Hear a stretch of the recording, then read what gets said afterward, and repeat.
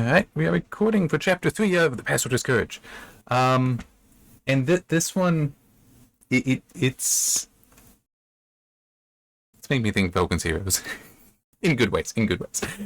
So he is recovered from the stuff in the previous chat. I think, anyway. He is now in Limburg at a POW processing facility, which it basically explains this is a bunch of POWs are held here, and they're going to be sent off to other camps, so for now they're here and before they're being sent out. It starts with talking about just what life is like there with some of the other sergeants, having, let's say, personality conflicts. I mean, it's a stressful time for obvious reasons, and it's also got a lot of people that didn't necessarily know each other prior to meeting there suddenly there. That you're taking a bunch of people. I mean, even within Britain, you're going to have a whole bunch of different groups that are now being pushed together. But you also had Poles, and I'm unsure how many French there as well, because it does get mentioned that fights actually broke out because once France had fallen, apparently the Germans were promising. And this I didn't try looking up. But apparently the Germans then promised to repatriate French POWs. I'd imagine not all of them, but when you think about it, that's actually a dastardly good idea. It's like, we just conquered you, so we're going to set some of you free, because now you're technically our ally, or at least one of our citizens. That's, as I said, that is a dastardly good idea, because you need to be careful, because some of them will just immediately go to underground and start fighting you. But on the other hand, what have you just done to the populace? You've returned their fathers, their husbands, their brothers, their sons. That is going to, for some, turn morale in your favor, or at least be less biased against you. Yeah, that would... People that are just like, look, I just want to live, I want to be left alone. Hey, you've brought part of my family back to me. I don't care, let me keep working and not worry about anything else. Because the majority of people probably do just want to be left alone. You've done something that helps them, yeah. But it did lead to some fights in the camp. Not that the Germans necessarily knew about it. It does mention that Coward did work to try to... Well, he was involved in them. I think it was more so trying to break them up. But he got 2 black eyes for it. And just promised that, whenever the Germans asked, it was like, no, I just, fell out of my bunk. It's a terrible mistake. Nothing more. It also mentions how he has become something of the de facto leader of the British group there, because with the news of the bombing in Britain, he needed to stay active to not go insane, essentially. And so he is doing everything he can there, every little job. But that also means he's the one going to the German officers, so the captain for the camp, in order to, like, any grievances, he's the one bringing them, along with any requests. So, for example, even though it's described as just the very beginning of winter, it's still getting cold enough that it's like, yeah, we need to get fuel for the fires, because otherwise, well, he's saying they're already losing bedboards, which if you've seen The Great Escape, they do have the scenes where they're going through and taking boards, because their bunk beds, they take boards out, so less and less is supporting the mattress. And it's like, some of those are disappearing to be used for fire fuel for the fire, to keep warm. And he's like, yeah, we need more of that. At this point, the German captain, who is seemingly... His conversational English is comforting, I guess would be a way to put it for how it's written. But even describes that when walking in, he puts on a warm smile and then immediately goes back to a cold, just look on his face. So it's like, no, that's not who he actually is. But he starts mentioning something, and one aspect of it is something that technically I could believe he may get in a little trouble, but at the same time, it's for a purpose that would be, yeah, do that. He's mentioning about how the RAF is actually scoring some victories in Germany. And of course, they're minor victories. Yes, it doesn't matter. But it seems they must have some new technology. So we're going to be questioning all the RAF officers about it. But so still, as he's letting them know something that would actually boost the morale of the POWs, that Britain is striking back, is having some success. Which potentially you could get in trouble for that, but he's basically trying to weaken Coward's guard, so then he does divulge something. In fact, he does. Nothing significant. He doesn't have any useful information, really, but he had worked at a plant where there actually was work on a prototype bomb site. Now, I'm not sure what bomb site this would be. I'm not aware of what the British bomb sites would have been at the time. But I do remember one story about the Norton bomb site, which was American. And we never gave it to them. Okay, this was so highly classified. Because you need to understand, a bomb site is not just a, oh, okay, now I see where, hit the button to drop. No. This is a, when you engage the bomb site, it is now controlling the plane. Okay? So the bombardier is actually piloting for those last few moments, trying to make sure that everything is lined up.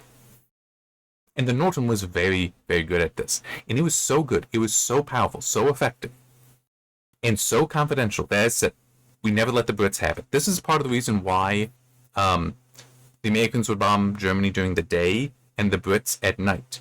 Because they didn't have the Norton, so sunlight didn't matter so much for them. They just needed to get more or less right. We wanted that sunlight.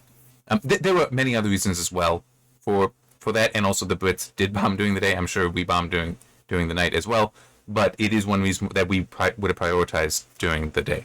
Anyhow, if a bomber came back in and had one of these, and I don't think every plane would have had them, because you would have them in groups, and it makes sense like the lead one would have it, and those behind would just, oh, they're dropping, we should drop too. That's what I imagine would be the case. But if a bomber came back, and it had one on there, and everyone in the crew is burning alive. Like, they could be rescued, but they are dying right now. Like, you could save them. No, the first people to the plane, they're going in. They're ignoring all that. They're taking the Norton, putting it in a case and getting it out of there, because they need to just secure these things. Okay, they either need to be recovered or they need to be destroyed. Hey, that one isn't destroyed. We need to recover it. Doesn't matter that it's a friendly air base. You need to secure that immediately. Okay, and if that crew dies because you spent the time getting the bomb site instead of helping them, yep, that's considered acceptable, because you cannot let the Germans have it. That is how big a deal that bomb site is. So the idea that the Germans would want that knowledge, oh yeah, they absolutely would. They absolutely would. And now this isn't the Norton, because Brits didn't have it. We didn't give it. I think that may have actually stayed classified until like the 70s. Like, it was decades later. But, I mean, there were things classified from the Civil War that wouldn't be classified until after World War II. The military doesn't declassify things like that too often. Anyway. Well, at least didn't used to. He lets slip that he was at a factory where these things were being worked on, which even he's like, ah, shit, I shouldn't have said that. But, well, let's just see where this goes.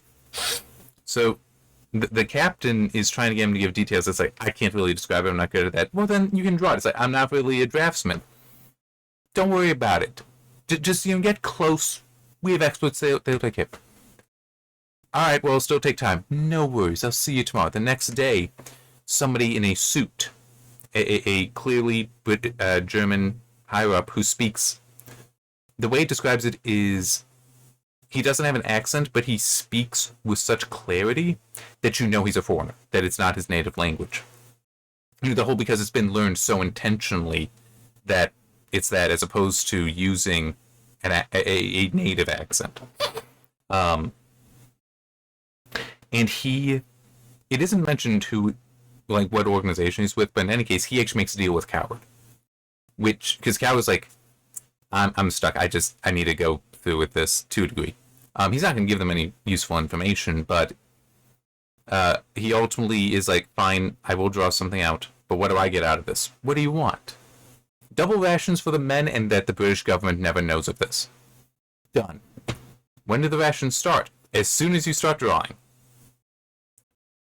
Well, the men are all happy, and he manages to keep up a week of just a scribbling nonsense with people looking over his shoulder, and it actually ends with, because he knows this is going to run out, because it's total nonsense, none of it means anything, and it even has a description he gives of, and by the way, because I know I'm just summarizing the chapter, is also this stuff is really cool, and I have enjoyed reading it.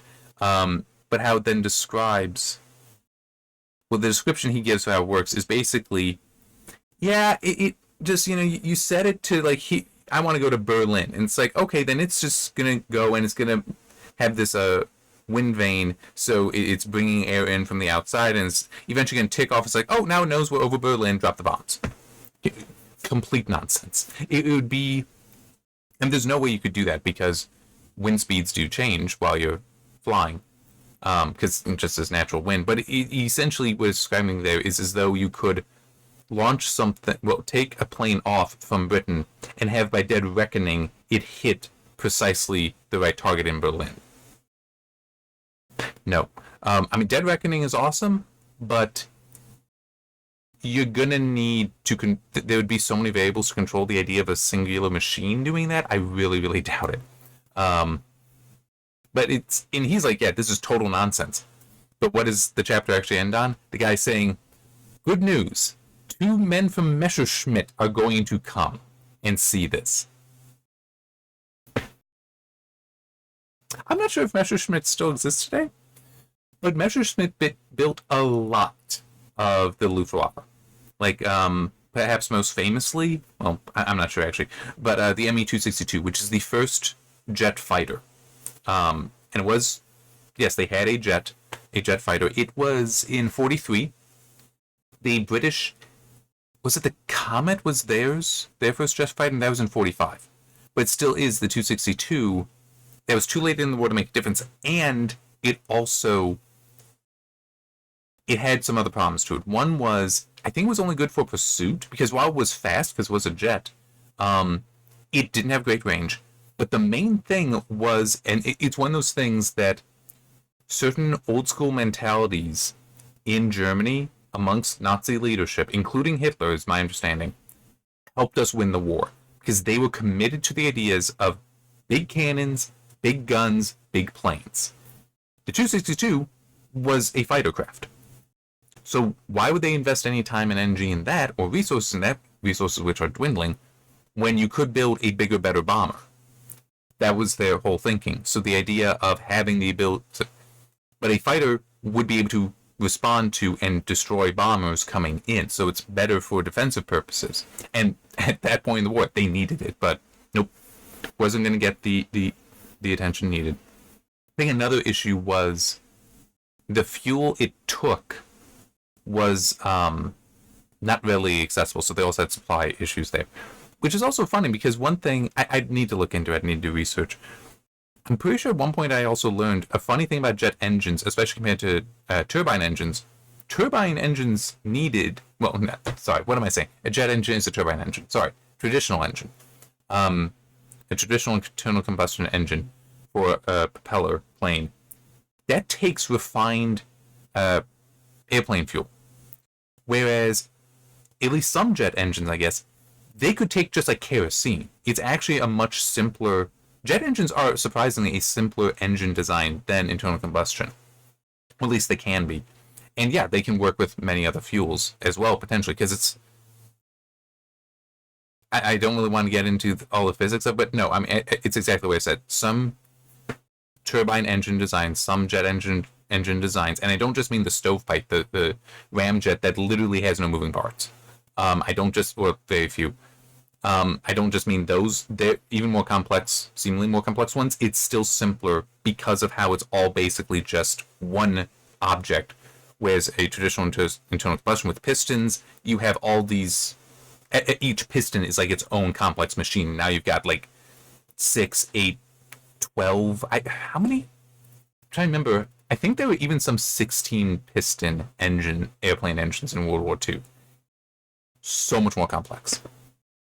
Anyway, quite an aside there. It still is Messerschmitt coming. People from Messerschmitt coming. This is a big deal, okay? And he knows it. And it also mentioned other guards and other Luftwaffe people had come as well to look at this. But yeah, 2 Messerschmitt men. I guess that would be the equivalent of... I think more so... Well, I'm not sure about Boeing. It might be more like Lockheed. it might be a little closer to Lockheed. I'm not sure how necessarily it would compare, but I mean, Boeing certainly big military contractor.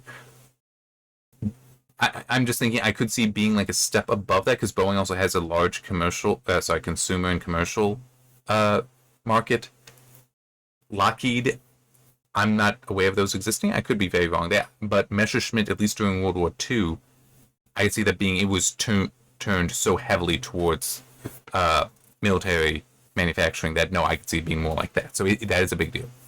But it is also interesting, and put this in my notes. I don't know if we ever see anything like it later.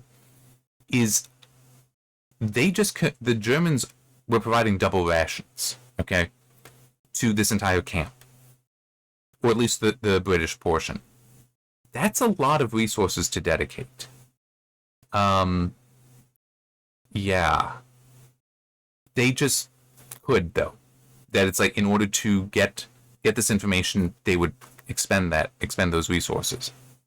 Which does tell you how valuable the bomb site is, but it is also, I wonder how many times they didn't, because it's you know what, I don't trust you well enough to put down to start spending any of these resources for you. It is actually an interesting question, because that I'm sure that comes up.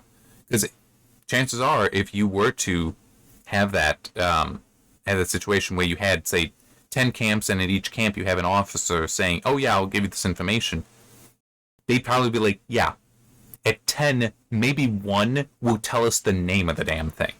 So how do you decide which one, and like none of them will actually give information. So it's like, how do you decide which camp you start giving the stuff to? That's got to be a weird kind of calculus you'd have to do. But I'm sure it was being done. And not just by the Germans. I do not doubt that we also would have been doing that, and the British, all POWs. If you can get information out of them, you get information out of them. Preferably something like this we're offering, but it still is you're gonna have to do that calculus of, is it worth what they're asking? Is it worth what we're having to give them? Yeah. So that is just an interesting thing to think about. So that's chapter 3. So in the next chapter we will get the conclusion of that. I'm not sure what else, because as I've said, I do remember certain things coming up, but I don't remember where or the specific order. I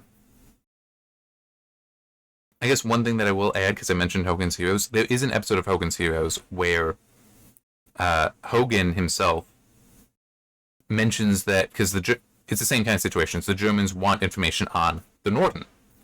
And Hogan does let slip intentionally that, oh yeah, he worked with it when he was back in America. And it was great. It was wonderful and all that. And they do then like call in General Burkhalter was there, which he was a recurring character, and being there wasn't surprising, but other people coming as well. And he is in the office and having to draw it out. It's very much the scene. But what does he do?